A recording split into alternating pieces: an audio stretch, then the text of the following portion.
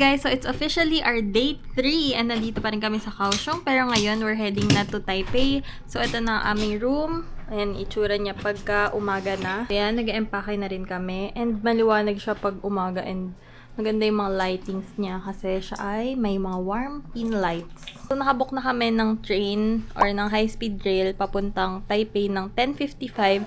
So medyo maaga tayo dapat dun sa train station kasi kukunin pa namin yung tickets namin. Kailangan natin yung passport i-present. Again, this is Delton Hotel dito sa may Kaohsiung Station. So nakapag-breakfast na rin pala kami. So ang mga makakain nyo lang doon ay itlog, gulay, at meron namang coffee and tea and juice. So, good morning ulit guys. Nandito na kami ngayon sa Zuing Station ng THSR and nakapasok na rin kami. Nagsasnack na lang sila kasi bumili kami ng mga food. Tapos, ito yung turnstile. Doon yung isa-scan yung QR code. So, ganito itsura ng ticket na cliname namin kanina. Ayan, present lang namin yung passports namin. Tapos, nakita na niya yung mga tickets namin. Kaya, and print lang. 10:55 pa yung alis namin. 10:21 ngayon. Sobrang bilis lang nung process. Kaya, maaga pa. And, marami pa kaming time mag-chill. Pwede kayong mamili ng pagkain sa 7-Eleven. Tapos, namili na rin kami ng, ayan, coffee. Meron na rin doon. Okay nga doon kasi ang daming flavor. Ito, oat latte. Sarap. As parang 70 or $65 lang to. So, nasa 110 pesos lang. Sobrang mura. At di pa matamis. Ayan, waiting na lang kami and update ko na lang kayo later. Pinapapak na niya yung Mr. Donut na binili namin. So, this is 5+1. So, pag bumili kayo ng 5 pieces, may libre isa. Kaya, sinulit na namin.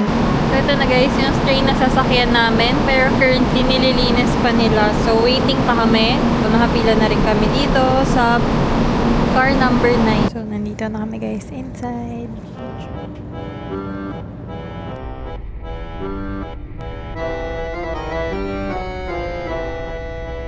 Naman guys, naghahanap kami ng locker for our luggages and nakapasok na kami ng MRT kasi pupunta kami ng Taipei Zoo. So yun ng itinerary natin. Wala din ba?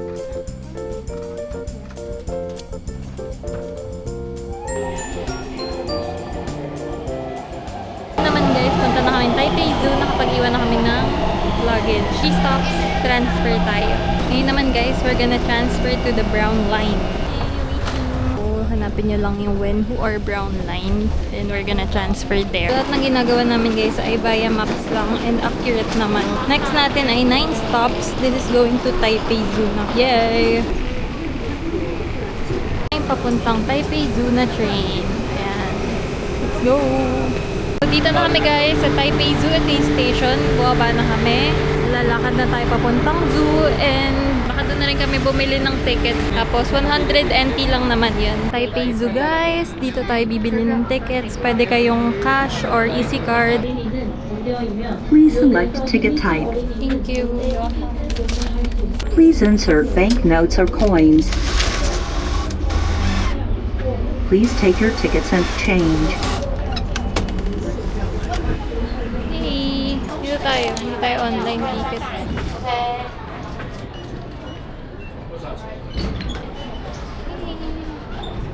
So ngayon guys, kakain muna kami. Nakabili na tayo ng ticket. I mean, nakapasok na kami. So, ito yung 7-Eleven nila here. Yung mga food. Namili pa siya. May nahihirapan. So ako guys, sa kanya. Ito na lang ang aming drink.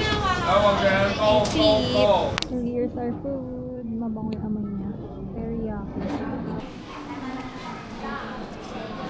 Okay. Ito na ang Black Bear. Ano yun? Na yung isa sa mga main exhibit nila guys, ang koala na kumakain ng eucalyptus. Magpapalamig muna kami dito sa panda exhibit. Dito na siya sa harap. Na doon nakahiga. Yan, daming tao ngayon. Dumi ng puwet niya.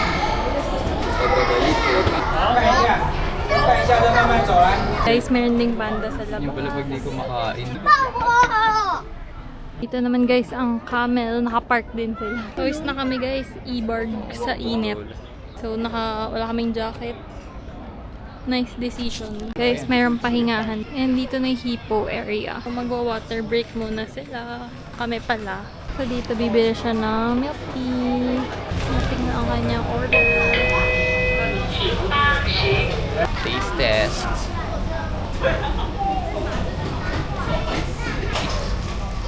Dito Baka tayo matutugin ka. So, ang hahanapin namin na lang ay hippo at penguin. Tapos, alis na kami kasi ang next bus ay 4:18. Maraming hayop. Ito yun, guys.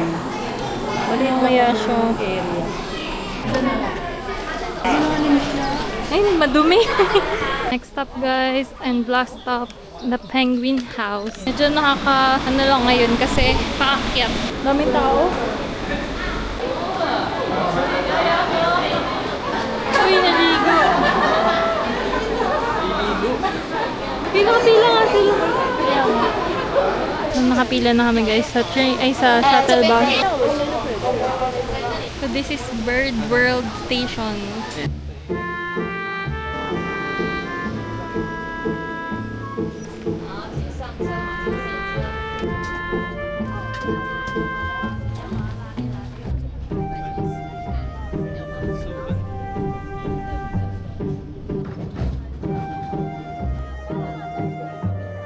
Tayo mag-night market. Pila na ba yan agad? So, nandito tayo ngayon, guys, sa Rauha Night Market and meron lang tayo 1,000 NT to spend. Hati na lang kaming dalawa doon and tingnan natin ano yung mga mabibili natin for 1,000 NT deal. Mag-food trip tayo. Let's go! First stop natin, guys, is the famous pork pepper bun. So, ito, guys, 65 NT. So, yung isa para kay mother pero hindi siya kasali sa budget. Thank you! Yay! Got our goods! So, first stop, ang aking favorite na pork pepper bun. Sobrang ingat. Ay, sobrang juicy yan.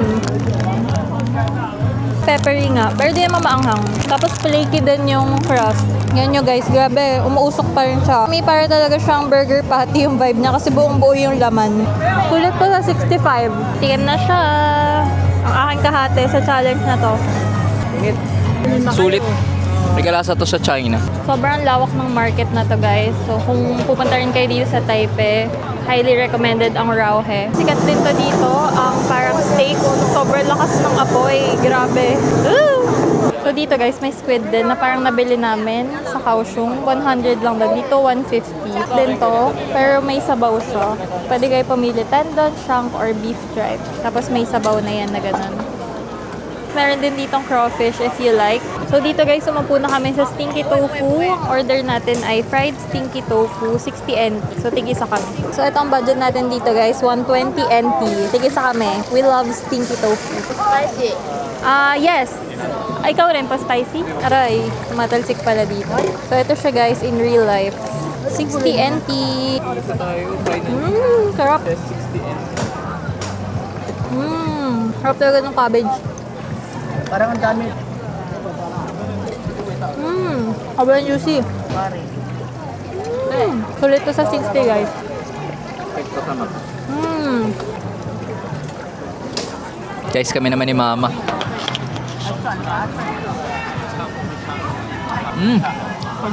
Yung ngayon, guys, hindi crispy. Ay, isang araw crispy. Gusto ko yung crispy. Siya ayaw niya ng crispy.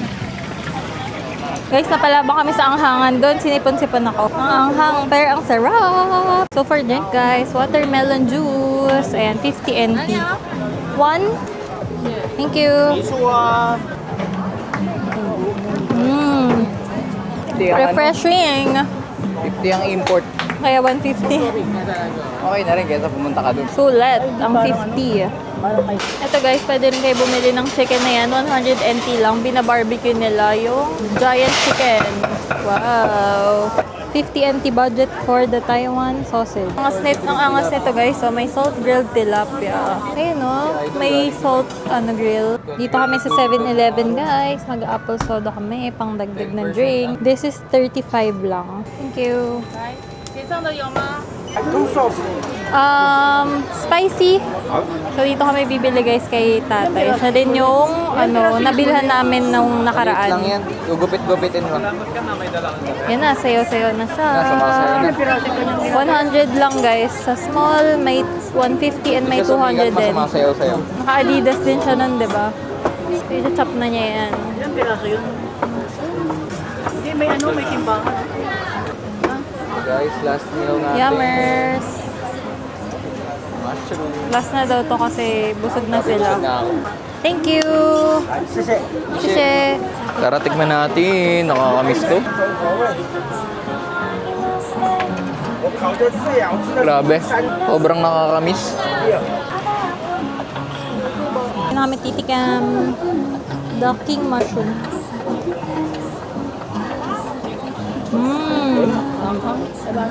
Juicy lang. Wait. Ganyan pa yung mushroom. Sarap. So, di na niya guys kinaya kumain ng hotdog. So, bawas natin yun. Ito na lang, ang kapalit. So, overall guys, naka 370 NT lang kami. Grabe. So, ang natira sa 1,000 namin ay 630 pa. Sobrang dami. And ang dami na namin nakain. Dalawa na kami doon. And sobrang busog na namin. So, kung gusto niyo rin mag-food trip dito sa Taiwan, sobrang mura lang talaga. Highly recommended. So, thank you so much nga guys sa pagsama sa aming cravings. And see you on our next one. Bye! So, ngayon guys, babalik na lang kami sa aming mag-check-in na kami sa Airbnb namin. Guys, sa wakas nakapag-check-in na kami sa aming Airbnb and this is how it looks like. So, meron dyan na washing machine, pwede daw yan gamitin. Ito ding induction. Tapos, parang siyang condo. Tapos, dito lagay ng shoes. Tapos, may lounging area dito na malawak. More than 4 nga yung mga kaupo dito. Kasi parang good for 4 packs lang daw to. Pero, ayan. Etong TV, naiikot din daw yan. Tapos yan, may bed. 4 ang pwedeng makahiga, pero 3 lang kami, so maluwag yan. Tapos meron din dito lagayan ng mga damit, lagayan ng jacket. Tapos, sobrang lawak ng area. Pwede ka maglatag ng sobrang daming luggage. Dun sa last hotel natin, di ba masikip? So, at least ito, maluwag-luwag. Tapos, malamig din naman yung aircon. Ito yung CR. Yung CR, may tissue, pero walang bidet. May mukhang shampoo and body wash lang po. Tapos ito, parang may ilaw to feeling ko. Hindi siya ilaw, pero this is the mirror. So, baka lumabas na lang kami para bumili ng tubig kasi wala kaming tubig. And we're gonna sleep na. See you guys tomorrow!